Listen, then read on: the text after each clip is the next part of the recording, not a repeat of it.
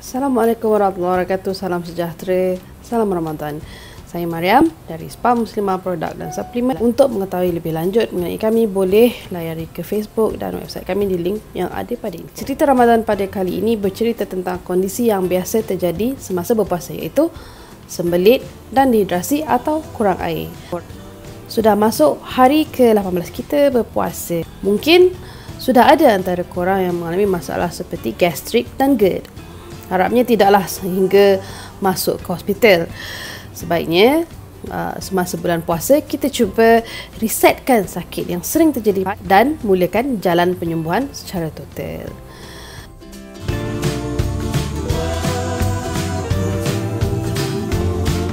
Tapi keadaan yang lebih kerap muncul adalah sembelit, bukan? Aha. Jadi dah berapa hari tak membuang? 2 hari lepas saya bertanya kepada staf saya, so macam mana, buang air besar okey? Saya ingat tak ada masalah. Tetapi jawapannya adalah, oh susahlah. Sekarang buang air 2-3 hari sekali. Lepas tu keras. Sememangnya buang air besar atau BAB berbeza setiap individu. Ada yang membuang 3 kali sehari. Ada juga yang seminggu sekali ataupun 2 kali. Sebaiknya adalah setiap hari dengan tekstur najis yang optimum. Akan tetapi melebihi 3 hari tidak BAB menjadikan najis lebih keras dan lebih susah untuk dibuang. Jadi sembelit adalah suatu hal yang boleh menyebabkan ketidakselesaan pada kita. Di bulan Ramadan, ini adalah suatu hal yang tidak asing. Antara sebabnya adalah kekurangan air dalam diet, perubahan jenis diet, tidak cukup serat dalam makanan, kurang pergerakan atau senaman, terlalu banyak mengambil produk tenusu dan tekanan pada sistem pencernaan kita sendiri. Dialog sistem pencernaan dengan otak. Dah kenapa dia ni? Asyik tak makan-makan je. Stres lah kalau macam ni. Tak mahulah membuang. Gurauan Manakala jika kita terlalu kerap mengambil produk lawas buang air, maka kita juga boleh mendapat sembelit. Atau selalu mengambil ubat gastrik, iaitu antacid yang mengandungi aluminium. Atau mengambil setengah jenis ubat-ubatan, contohnya antidepresan ataupun pil zat besi, iaitu dan kehamilan itu sendiri dan sebagainya. Perlu pertimbangkan beberapa perkara sekiranya mempunyai gejala ini. Antaranya adalah meneran hampir 25% semasa membuang air. Maksudnya asyik meneron je. Number 2 is najis keras 25% setiap kali kita membuang. Ataupun najis kecil seperti tahi kambing. Ataupun membuang air besar tidak puas atau tidak habis. Selalunya 25% daripada rutin membuang. BAB 3 atau kurang dari 3 kali seminggu. Sebu perut, keras perut, terik perut, sakit kepala, muntah. Sekiranya kita terlalu memaksakan diri untuk BAB, masalah seperti buasir boleh berlaku.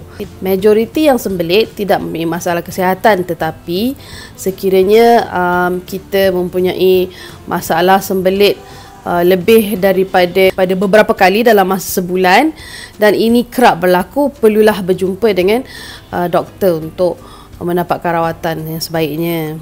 Namun demikian, ada 2 kemungkinan sekiranya sembelit berlaku. Yang pertama adalah inertia kolon ataupun colonic inertia, di mana keadaan usus besar tidak dapat bekerja dengan baik dan menahan najis.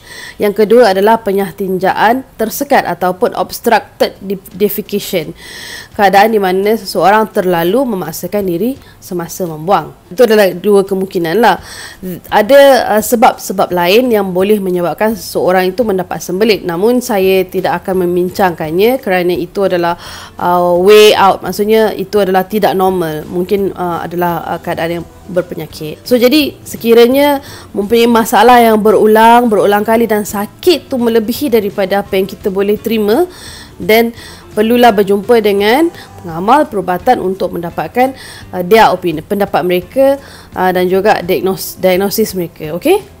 Ingat So okey, tips untuk elak dan mengatasi sembelit di bulan puasa. Yang pertama, minum air secukupnya. Saya tak boleh nak berhenti bercakap tentang air daripada episod 1 saya rasa. 2, makan serat lebih.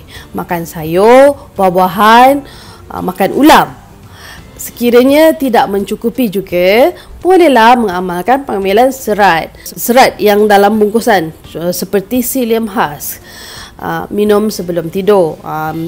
Ini organik dan farmasi, dan boleh lihat di botol cara mengambilnya. Nombor 3, boleh ambil lactulose ataupun brand Dufalac.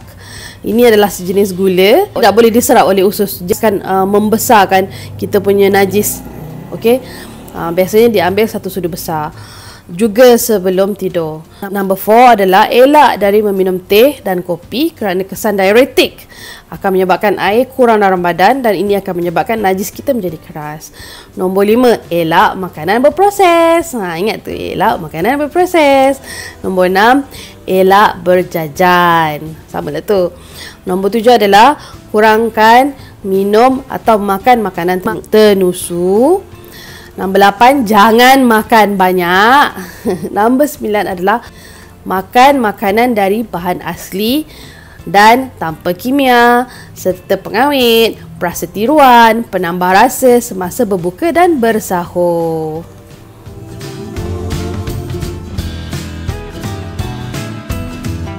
Yang kedua, dehidrasi. Agak simple sembelit. Ini diambil dari pengalaman Dr. Jaafar di Klinik Taqwa Masjid Tanah. Terdapat beberapa pesakit di Klinik Taqwa Masjid Tanah yang datang mengadu demam, sakit kepala dan amat letih. Mereka ini semua sedang berpuasa dan majoritinya berumur antara 50 ke 75 tahun. Apabila diperiksa tekanan darah dan suhu badan mereka adalah normal. So jadi Dr. Jaafar yang ada pengalaman menjadi doktor bertugas di Mekah sebagai pengiring jemaah haji selama beberapa tahun dapat mengenal pasti pesakit-pesakit yang ini sedang mengalami gejala dehidrasi.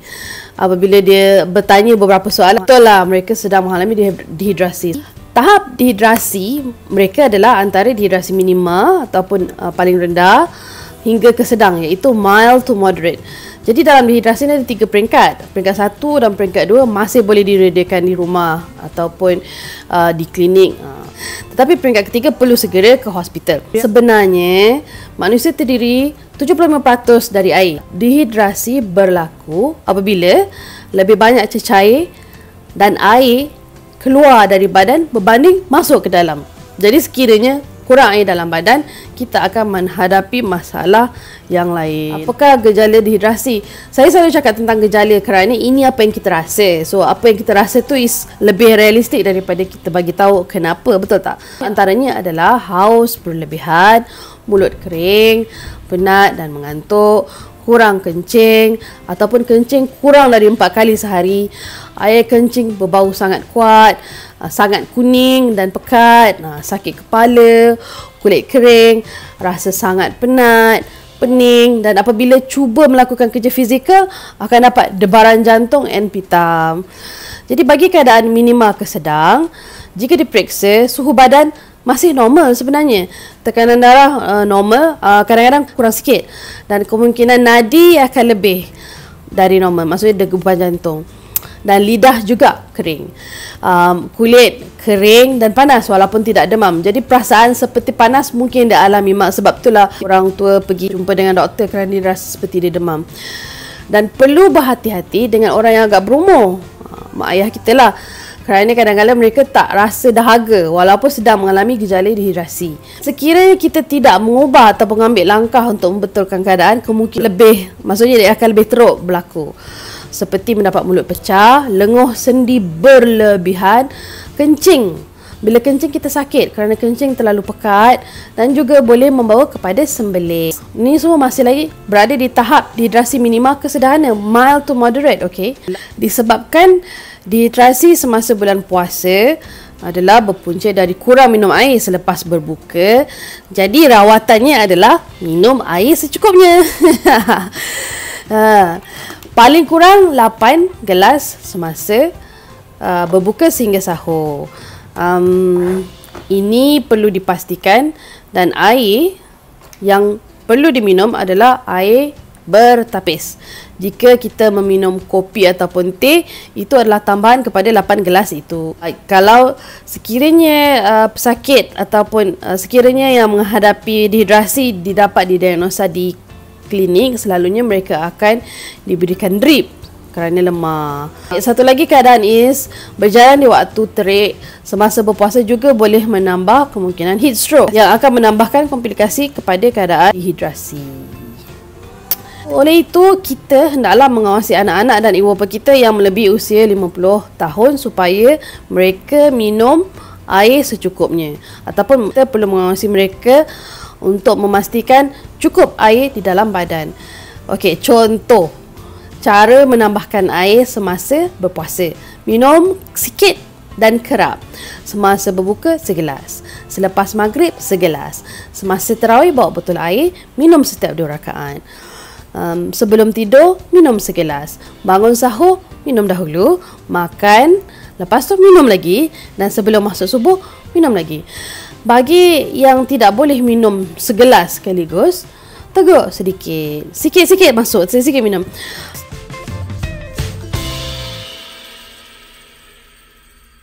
Baik, sudah cerita pada hari ini.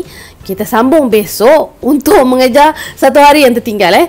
Esok saya akan bercerita tentang jatuh sakit semasa Ramadan. Adalah normal ataupun tidak? Adakah normal ataupun tidak? Okey, selamat berbuka dan bersahur. Ingat, pilih makanan yang sesuai dan sihat. Assalamualaikum. Bye.